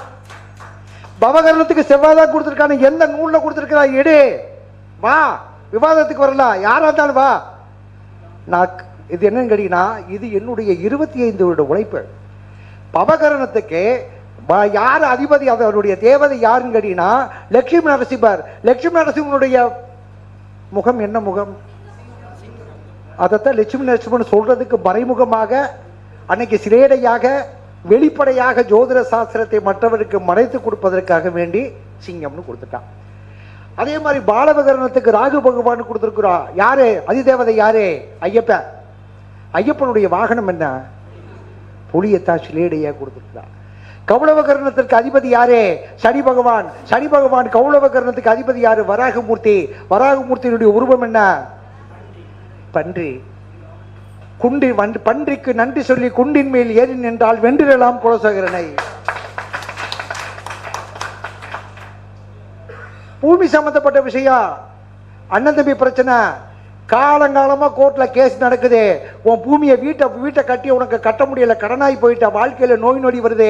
கௌளவகரணத்தை அன்னைக்கு அந்த இடத்த பூமியினுடைய எந்த ஒரு விஷயமா இருந்தாலும் சரி, விவசாயமாக இருந்தாலும் சரி, அல்லது பூமி சம்பந்தப்பட்ட விஷயத்துல போர் போடுறதா இருந்தாலும் சரி, கௌளவகரணத்துல செஞ்சு பாருங்க.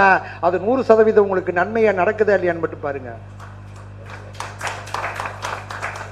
பூமி சம்பந்தப்பட்ட விஷயத்துல அண்ணன் தம்பி பங்காளி பிரச்சனை 3 தலைமுறையா கிடக்குது.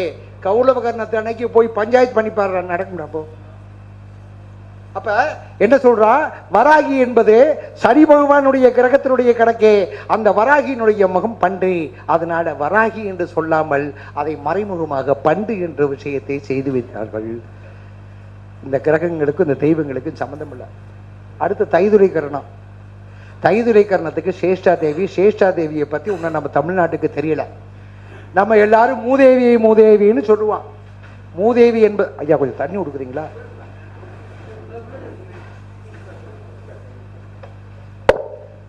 கொஞ்சம் வெயில் கொஞ்சம் அதிகமா இருக்கோ இல்ல வேகமா பேசி? எவ்வளவு நேரம் நான் பேசிட்டு இருக்கிறேன்? 5 நிமிஷத்துல பேசிட்டு முடிச்சுக்கிறேன் நான்.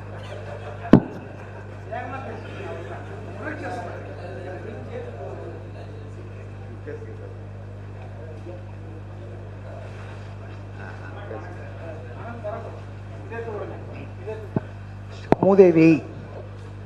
நம்ம ஏதாவது பிள்ளைய பசங்க குடிச்சுன்னா சரியான மூதேவியா இருப்பாங்க. மூதேவி என்பது யார் தெரியுமா? அலைமகள், மலைமகள், கலைமகள். இந்த 30 தேவிகளுக்கு மூத்த தேவி யாருன்னு கேட்டினா சேஷ்டா தேவி. சுக்கிரனுடைய ஆதிக்கத்தன்மை உள்ள கணக்கு. நம்ம பஞ்சாங்கத்தில் பார்த்தீங்கன்னா ஜனவரி மாதம் டிசம்பர் மாதம் 29ஆம் தேதி பஞ்சாங்கத்தை எடுத்து பார்த்தீங்கன்னா கற்போட்ட நாள்னு ஒன்று போட்டிருப்பாங்க. இன்னும் ஜோசியர்களுக்கு கற்போட்ட நாள்னா ஒரு வயிற்றுக்குள்ள, தாயினுடைய வயிற்றுக்குள்ள கற்பம் தரிக்கிற நாள்னு நினைச்சிட்டு இருக்கிறாங்க. வான்மண்டலத்தில் மேகங்கள் அடுத்த வருஷம் மழை பெய்வதற்காக வேண்டி, அதாவது பொதுவாக என்னங்கிறீங்கன்னா ஜனவரி மார்கழி மாதம் 16ஆம் தேதியிலிருந்து 26ஆம் தேதி வரை வடக்கில் இருந்து மேற்கு நோக்கி மேகங்கள் கடலில் இருந்து நீரை ஆதாரமாகத்தான் கொண்டு விண்மேகத்தில் வடக்கில் இருந்து தெற்கு நோக்கி சென்றால் அடுத்த வருஷம் நம்ம இந்த நாட்டில் மழை பெய்யுமா பெய்யாதா, எந்த மாசத்துல எந்த மழை பெய்யும் என்பதை சொல்லிக் கொடுப்பதுதான் கற்போட்ட நாள். அப்ப நம்மால் என்ன கேட்டா கற்போட்ட நாள்னு கணக்குன்னா எதையும் நினைச்சுக்கிறான். இவன் டூம் போட்டு யோசிப்பாங்க போல இருக்குது. ஓ இது பண்டின்னு போட்டிருக்குதே, அப்ப இதை என்ன சொல்லலாம்? இது வந்து சிங்க பவம்னு போட்டுருக்கு, என்ன போட்டுருக்கு இதுக்கெல்லாம் சொல்லலாம். இது சொல்லி முடிச்சிடறேன் நான், 10 நிமிஷம் எனக்கு டைம் கொடுத்துருக்குறாங்க. அப்ப தைதிழை கரணத்திற்கு சேஷாதேவியினுடைய வாகனம் கழுதை. நம்ம கழுத பால் குடிச்சவங்க, கழுத பால் யாராவது குடிச்சிருக்கீங்களா? கழுத பால் குடிச்சவங்களுக்கு கேன்சர் நோய் வராது, இருதய நோய் வராது, நரம்பு சம்பந்தப்பட்ட வியாதி வராது, சிறுநீரக கோளாறுகளே வராது. ஏன்னா அலைமகள், மலைமகள், கலைமகள். இந்த அலைமகள், மலைமகள், கலைமகளுக்கு ஏன்டா பேர் வச்சாங்கன்னா அதுக்கு ஒரு விளக்கம் சொன்னா 1 மணி நேரம் பேசுறது வேண்டாம், அதை விட்டலாம். அப்ப சேஷாதேவியினுடைய வாகனம் கழுதை. அதனால என்ன கேட்டா தைதுளை கரணத்திற்கு கழுதையாக வைத்திருக்கிறார்கள் சேஷாதேவி. அதாவது என்ன கேட்டா தைதுளை கரணத்துல ஒருத்தர் நிறுவனத்தில் வேலை வச்சு பாருங்க, 10 பேருக்கு சமம், அப்படி மெச்சூரிட்டியா இருப்பான். 10 ஆள்களை வச்சு சமாளிக்கக்கூடிய வேலையை ஒரு தைதுளை கரணத்தில் பிறந்தவன, பெரும்பாலும் பார்த்தீங்கன்னா தைதுளை கரணத்தில் பிறந்தவன் அந்த குடும்பத்தில் மூத்தவனாக இருப்பான். யாராவது இருக்கிறீங்களா? தைதுளை கரணத்தில் பிறந்தவன் அந்த குடும்பத்தில் மூத்தவனா இருப்பான். ஏன்னா சுமைகளை சுமக்க வேண்டிய கட்டாயம் உண்டு. தைதுளையா? நீங்க தைதுளையா? அடுத்து யார் தைதுளை? மூத்தவங்களா? மூத்தவங்களா தான் இருப்பீங்க. அதான் இறைவனுடைய படைப்பு. அப்ப ஏன்னு கேட்டீங்கன்னா கழுத மாதிரி சுமக்கின்றது கிடையாது. சுக்கிர பகவானுடைய ஆதிக்கம் எங்கே இருக்குன்னு சொன்னா இது தைதுளை கரணத்தில் இருக்கிறது. சுக்கிரனுடைய பரிபூர்ண ஆதிக்கம் ரிஷபராசி மண்டலத்திலேயோ துலாம் ராசி மண்டலத்திலேயோ கிடையாது. தனுசு ராசி மண்டலத்தில் பூராட நட்சத்திரம் என்று சொல்லக்கூடிய நட்சத்திரம் தான் சுக்கிரனுடைய பரிபூரான நட்சத்திரம், பால்வளம் பொங்கக்கூடிய நட்சத்திரம். அது மலைக்கு ஆதாரமான நட்சத்திரம் எதுன்னு கேட்டீங்கன்னா பூராட நட்சத்திரம்.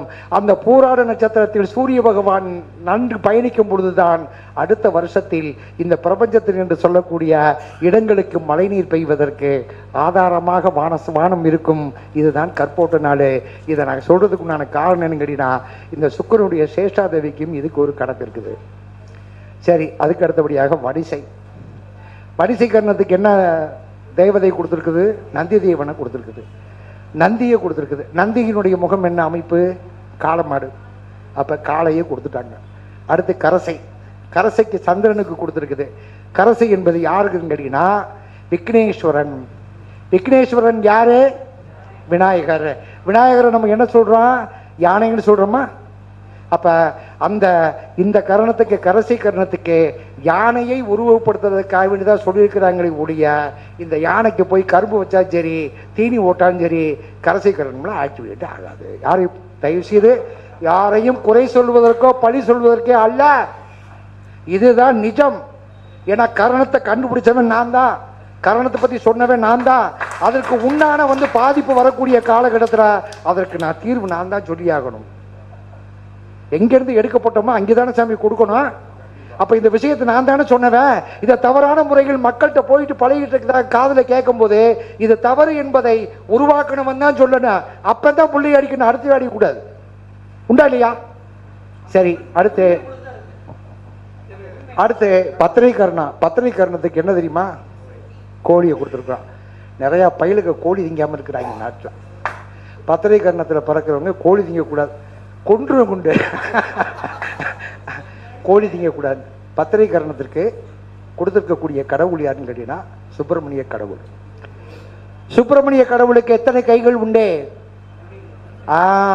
பத்திரை கரணத்தில் வளர்பிறையில் பிறந்தவன் பத்திரையில் பிறந்தவன் சுபகரணமாகவும் தேய்பிரையில் பிறந்தவன் அசுவ கரணமாக மாறிடும். நம்ம பத்திரை கரணத்துக்கு சாப்ட்வேர்ல விஸ்டின் போட்டுப்பாங்க. வளர்பிறையில் பத்திரையை பத்திரைன்னு போடணும், தேய்பிரையில் தான் விஸ்டின் போடணும். இப்போ ஒன்றும் இல்லை, கோயில்களில் நம்முடைய ஏதாவது நேர்த்தி கடன் பண்ணுறோம், நோவாகி போச்சு, சின்ன பையலுக்கு நோவு, பெரிய பையலுக்கு நோவு, அம்மா ஓட்டுக்கு, அது ஓட்டுக்கு, இது ஓட்டுக்கு என்ன பண்ணுவாங்க? கருவூர் மாரியம்மன் கோயிலுக்கு ஒரு கடை வெட்டுறேன், கோழியை வெட்டுறேன். மேட்டுப்பாளையம் பத்திராளியம்மன் கோயிலுக்கு கோழி வெட்டுறேன். ஏன் சாமியை கோழியை வெட்டுறாங்க? ஏன் வாத்தை வளர்த்து வெட்ட வேண்டியதானே? ஏன் கோழியை வெட்டுறாங்க? கோழி என்பது அதாவது முருகப்பெருமானுடைய, அதாவது என்ன கேட்டீங்கன்னா இந்த பிரபஞ்சத்தில் இருக்கக்கூடிய பில்லி சூனியம் சம்பந்தப்பட்ட விஷயத்தில், எதிர்ப்பு சம்பந்தப்பட்ட விஷயத்தை, விஷ்டி தோஷத்தை நிவர்த்தி பண்ணக்கூடிய தன்மை கோழியினுடைய பலிக்கு உண்டு. அது முருகனுடைய கையில் சூலாயுதமாக இருக்கும். கந்த சஷ்டி அன்னைக்கு, அதாவது என்ன கேட்டா அந்த நம்முடைய சூரசம்காரத்தில் இருக்கும் போது தலையை கொண்டாந்து விடும் போது உள்ள இருந்து கோழியத்தை விடுவாங்க, பார்த்துருக்கீங்களா? அதனால சுப்பிரமணியர் கையில் இருக்கக்கூடிய வாகனம் கோழி. இருக்குதுல்ல. இங்க நம்ம திருச்செங்கோடு ஏன் அங்கே எங்கடா ஈயோ பொறைக்கிட்டு இருக்க, திருச்செங்கோடு சொல்லுங்க. அப்ப நம்மளால என்ன பண்ணிட்டான், பத்திரையில கோழி இருக்கிறதுனால எவனும் கோழி திங்காத நட்டான். கோழி வியாபாரம் பண்றவனுக்கு பூரா பாதி பேருக்கு போச்சு. கிடையாது. அதுக்கடுத்து பத்திரை முடிஞ்ச சகுனி, சகுனிக்கு காக்காய் கொடுத்துருக்குறான். காக்காய்க்கு சோறு வை, அது சோறு வைங்க, அதை பத்தி பிரச்சனை இல்லை. காக்காயினுடைய தன்மை என்ன தெரியுமா, சனி பகவானுடைய வாகனம் யாரு, காகம். அதனாலதான் சகுனி கர்ணத்திற்கு சனி பகவான் ஆதிக்கத்தன்மையாக இருக்கிறதுனால காக்காய் ஒரு அடையாளத்துக்காண்டி வச்சிருந்தாங்க. காக்கை என்பதன் கடி நான் உலகத்திலே ஜீவராசியான கணக்கு. காக்கை இறப்பதை உலகத்தில் யாராவது பார்க்க முடியுமா? அது மாதிரி கேட்டா காக்கை ஒரு மனுஷனை பாத்தீங்கன்னா ஒரு சடன்ல ஸ்கேன் பண்ணிடும். இவன் நல்லவன், இவன் கெட்டவன், இவன் நம்மளை நமக்கு உணவு கொடுக்க வர்றா அப்படின்ற ஒரு விஷயத்த நம்ம நீங்க வேணா பாருங்க. எங்கேயாவது காட்டு பகுதிக்குள்ள உட்காந்துருப்பான், வீட்டில் பெரியவர்களுக்கு முன்னோர்களுக்கு சாப்பாடு கொடுக்காட்டி உட்காந்துருப்பான். அன்னைக்கு வரைக்கும் காக்காவையே பார்க்க மாட்டான். உட்காந்து சாப்பாடை கொடுத்துட்டு கா கா கா கா 4 தடவை சத்தம் போடுங்க. 2 கிலோமீட்டர் தூரத்துல இருந்து சாப்பாடு எடுத்துட்டு போங்க. கவனிச்சிருக்கிறீங்களா? அப்ப என்ன அப்படி சொல்லி கேட்டீங்கன்னா, காக்கை என்பது சனி பகவானுடைய நட்சத்திரம், சனி பகவானுக்கு உண்டான வாகனம் தான். அதனாலதான் சகுனிகரணத்திற்கு காக்கையை வாகனமாக பேசி முடிக்கட்டும். ஒரு நிமிஷம் இல்ல பேச பேச பேச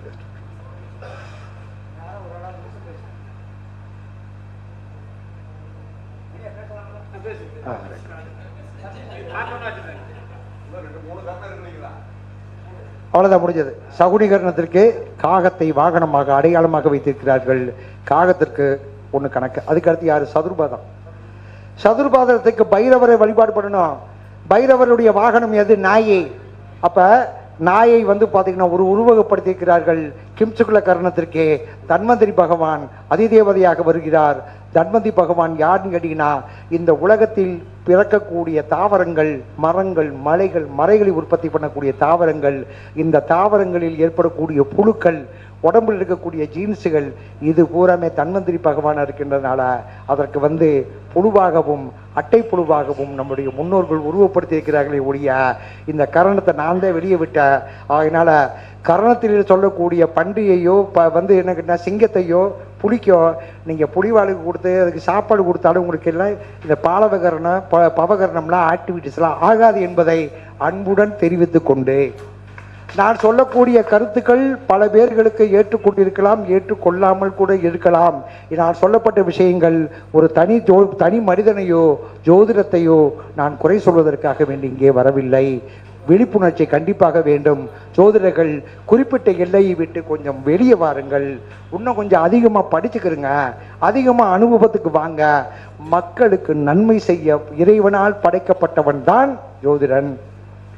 ஒரு பஞ்சாங்கத்தை எவன் ஒருவன் எப்பொழுது தொழுகிறான் என்று சொன்னால், போன ஜென்மத்தில், அதாவது என்ன கேட்டா அசுவமேத யாகம் எவனொருத்தன் அதிகமாக செய்கின்றானோ அவன்தான் கலியுகத்தில் பஞ்சாங்கத்தை தொடுவானாக இந்த நம்முடைய ஜோதிட சாஸ்திரம் என்று சொல்கிறது. பஞ்சாங்க வித்தகர்கள் அனைவருமே வாக்கு உள்ளவர்களாகவும் இறைவனுடைய பஞ்சபூத சக்தி என்று சொல்லக்கூடிய காற்று, நீர், நிலம், நெருப்பு, ஆகாயம் அனைத்தும் உள்ள சக்தி படைத்தவர்களாக விளங்க வேண்டும். நம்மளை நாடி வருபவர்களுக்கு அவர்கள் நன்றாக இருக்க வேண்டும். அந்த அவர்கள் நன்றாக இருக்கக்கூடிய சூழ்நிலையில் நாமும் நன்றாக இருப்போம் என்று சொல்லி எனக்கு வாய்ப்பு கொடுத்த அனைவருக்கும் நன்றி.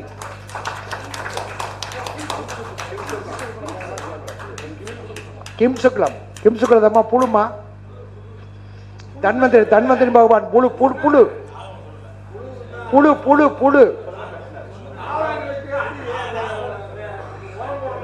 ஆகையினால என்ன அப்படின்னு கேட்டீங்கன்னா, தயவு செய்து இனிமேல் மற்றவங்க ஏற்றுக்கொள்கிறார்களோ இல்லையோ, இங்கே வந்தவங்களாவது இந்த கரணத்துக்கு சிங்கத்துக்கு போய் லெக் பீஸு கொடு, புலிவாலை போய் தடவு, கோழியை திங்காத அப்படின்னா தயவு செய்து சொல்லாதீங்கன்ட்டு உங்கள்கிட்ட மன்றாடி இந்த கரணத்தை இந்த கரணத்தை நான் சொன்னதுனால தான் இதையும் சொல்ல வேண்டிய கட்டாயம் இருக்கு.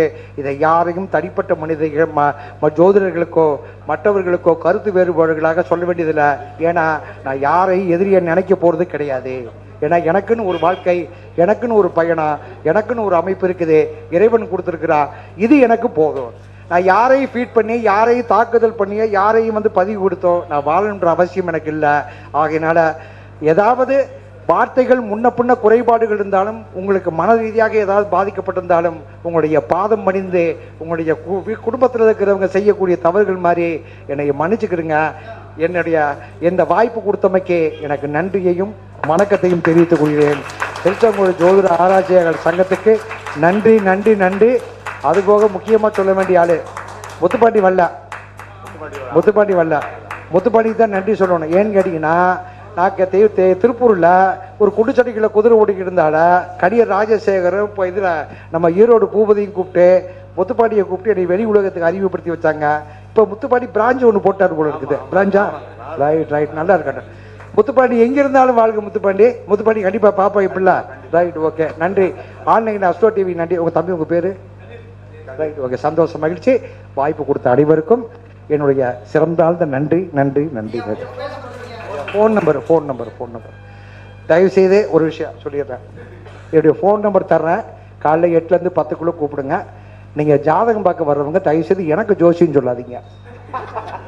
சார், எனக்கு யோகி அவயோகி வீட்டில் உட்காந்துருக்குறான், எனக்கு நீங்கள் எல்லாம் சொல்லிட்டீங்க, கருணாதிபதியை பற்றி சொல்லாதீங்க அப்படிலாம் சொல்லிட்டு ஜாதகம் பார்க்க வராதிங்க. அதுபோக எனக்கு நான் சலிப்பும் வெறுப்பும் உள்ளவர்களுக்கு ஜோதிடம் பார்ப்பதே இல்லை. ரொம்ப சலிச்சு போய் வர்றவனுக்கு சரி, வெறுத்து போய் வர்றவனுக்கும் சரி. அது போய் நீங்கன்னா 500 தான் வாங்குறேன். வகுப்புக்கு 5000 ரூபா வாங்குறேன். 30 நாள் கிளாஸ் என்கிட்ட வந்தாங்கன்னா தரமாக சொல்லிடுவேன். திதியோக ஏதாவது தெரிஞ்சதுன்னா திதியோக கரணம்ன்ற ஆன்லைன் டிவி நீங்கள் பார்க்கலாம். அதனால எனக்கு கேட்டால் உங்களுக்கு யாராவது வேணும்னா திதியோக கரணம் டிவி, திதியோகன்னு போட்டாலே வரும், நீங்கள் பாருங்கள். நிறைய இதில் பேசியிருக்கிற. தயவு செய்து நம்முடைய ஒரு குறிப்பிட்ட இருந்து வாங்க. ஜோதிட சாஸ்திரம் மிகப்பெரிய ஒரு அற்புதமான ஒரு விஷயம்.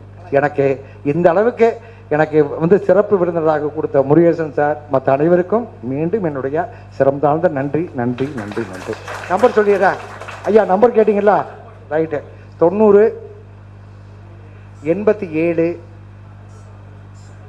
90 5000. 90 87 90 5000. காலையில் 8லேருந்து 10க்குள்ளே கூப்பிடுங்க. மதியானம் ஒரு 3-4 மணிக்கு மேலே 6 மணிக்குள்ளே கூப்பிடுங்க. ஏன்னா காலையில் அப்பாயின்மெண்ட் வாங்கினா 2 மணி வரைக்கும் பார்ப்பேன். சாயந்தரம் வகுப்பு இருந்துச்சுன்னா எடுக்க மாட்டேன். இடைப்பட்ட காலகட்டங்கள் காலையில் 8 to 10, மதியானம் 3 to 6 மணி, இவ்வளோ தான் கணக்கு. அதனால எங்கிட்டனா நீங்கள் ஏதாவது உங்களுக்கு தேவைன்னா, இது உங்களுக்கு திதிகளை பற்றியோ மற்ற விஷயங்களை பற்றியோ நீங்கள் பார்க்குறது இருந்தால் திதியோக கரணம் போட்டோம்னா நிறைய பேசியிருக்கேன். ஆன்லைன் அஸ்ட்ரோ டிவியில் பேசியிருக்கேன், ஸ்டார் அகாடமியில் பேசியிருக்கேன், வேலூர் பாலாவில் பேசியிருக்கிறேன், பரணியில் நிறைய பேசியிருக்கிறேன். என்னுடைய சேனலில் அதில் வரும். நீங்கள் உங்களுக்கு தேவையானதை பாருங்கள். உங்களுடைய ஜோதிடத்தினுடைய அந்த முயற்சியை எடுங்க. வரக்கூடியவங்களுக்கு தெளிவுபடுத்துங்க. அதுதான் என்னுடைய அன்பான வேண்டுகோள். வயசானவன் 60 வயசாக போது எனக்கு ஒரு மூத்தவன்ற விஷயத்தில் சொல்கிறேன். ஓகேங்களா? நன்றி நன்றி நன்றி நன்றி. சிறப்பு உரையாற்றிய எங்கள் ஆசானுக்கு மரியாதை செய்யப்படுகிறது. அவர் கொடுத்த விஷயங்கள் இன்றைய இனத்தில் நான் 10-15 வருஷமாக ஐயானுடைய ஸ்பீச் கேட்டுட்டு இருக்கேன். ஐயாவனுடைய முன்னோர்கள் எங்கள் அப்பாவுடைய தாத்தா 1907 முடிஞ்சது. ராமநாதபுரம் சமஸ்தானத்தில் ஜோதிடராக இருந்திருக்கிறாரு. அதாவது இது இவருடைய சொந்த ஒரு சேனல்ல 10 வருஷத்துக்கு முன்னாடியே இவர் எங்கிருந்து வந்தாரு, எவ்வளவு கஷ்டப்பட்டாரு, எல்லா விஷயத்தையும் கேட்டு இதோட ஐக்கியமாகி அந்த திதியோக கரணத்தை பிடிச்சிட்டு நான் இன்னைக்கு ஜாதகம் சொல்லிட்டு இருக்கிறேன். ஐயாவனுடைய மாணவன் நான். இதுவரைக்கும் நேரில் பார்த்ததில்லை. வகுப்பு நாங்கள் செய்தாக இருந்தால் நிச்சயமாக வகுப்பும் ஐயா எங்களுக்கு எடுத்துக் கொடுக்க வேண்டும். இப்பொழுது அன்பாக அவரை வேண்டுகிறோம். நன்றி, வணக்கம். சிறப்புரையாற்றியவருக்கு மிகவும் நன்றி.